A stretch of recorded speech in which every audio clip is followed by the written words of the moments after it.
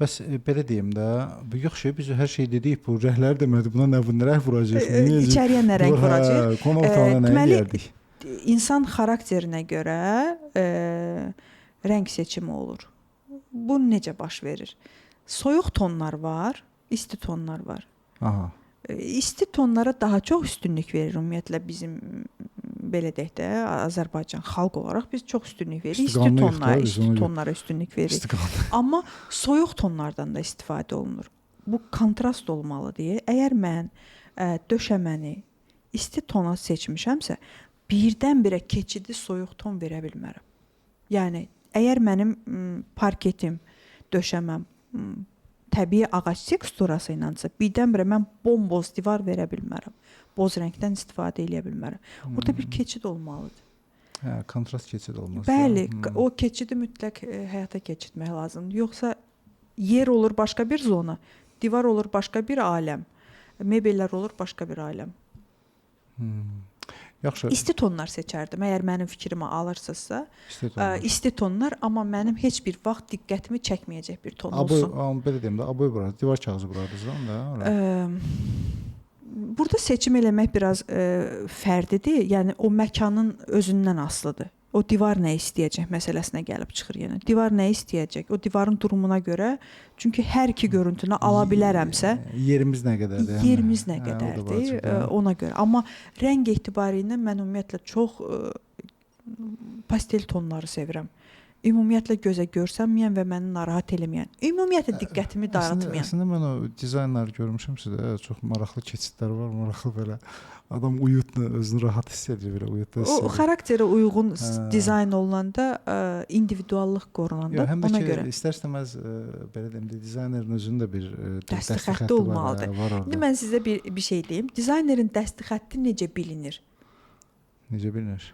Həm iki tərəfdə bilinir. Həm görsənən olur, seçilir. Həm də görsənməyən olur.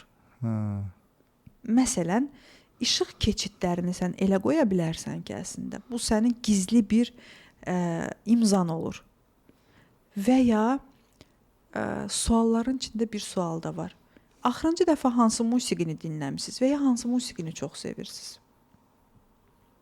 O musiqini rəng vasitəsilə həmən şəxsə çatdırmaqdır professionallıq. Musiqinin rəngi olur? Mütləq olur. Mən sizə bir şey deyim.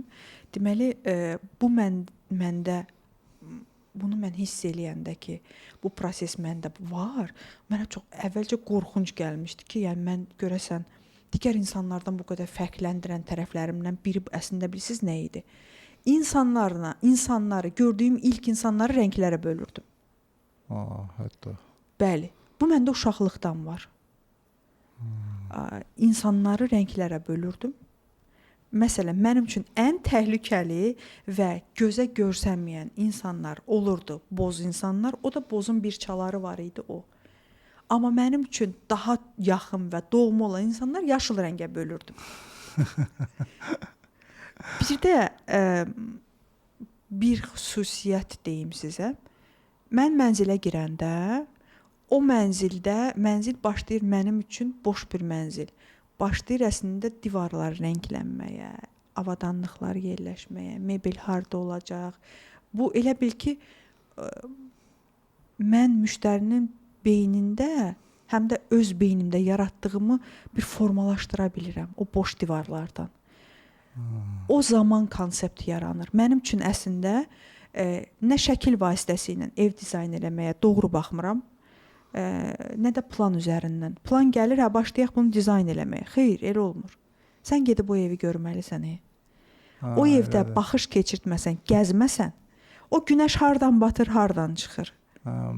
Pəncərənin sayını, müştərinin xarakterini, orada davranışlarını sən tuta bilməsən, dizayn edib konsept verə bilməsən, bu mümkün olan bir şey deyil. İndi deyəcəksiniz ki, bu nə zaman baş verib sizdə? Bu biraz ağrılı bir prosesdir. Qaçqınlıq dönəmində baş verib. Biz ki, qaçqınlıq dönəmindən gəlib Bakıda yerləşəndə bizim mənzilimiz olmayıb. O ərəfələr hamının üçün bir çətin bir vaxt idi. O anda bir hardasa olardı 8-9 yaşım. başladı nə? Xəyal gücü ilə ev inşa etmək. Beynində. Hər beynində gün yaradan. fərqli bir mənzil inşa edirdim beynimdə. Fərqli bir otaq yarada bilirdim. Nə gözəl. Fərqli bir düşüncə və onu mən gücə çevirəndə, artıq ki, inteqrasiya eləyəndə, yön verə biləndə, bacaranda və uşaqlıq vaxtından qalan bir şeydir o əslində. Əslində o İçməmişdi. Travmanı çevirmişsiniz Elə biznesə. imkana çevirmək, İmkana çevirmək, Bax nə o anda həm müştərinin ağrısını hiss eləyirsən. Nəyi sevir, nəyi sevmir. Onun psixotipajını bax orada təyin edirsən sən əslində. O ağrı ilə ki girirsən dizayna, o olur individual dizayn. Əslində belə baxanda xəyallarınızı canlandırırsınız da. Eynilə. Mən xəyallarımı inşa nə gözəl, edirəm. nə gözəl. Bəli, bu mənim üçün ona görə çox Nə zövq gözəl. vericidir. Yaratmaq, Maşallah çox inşa da etmək. xəyallarınız da. Xəyallarımız da çoxdur.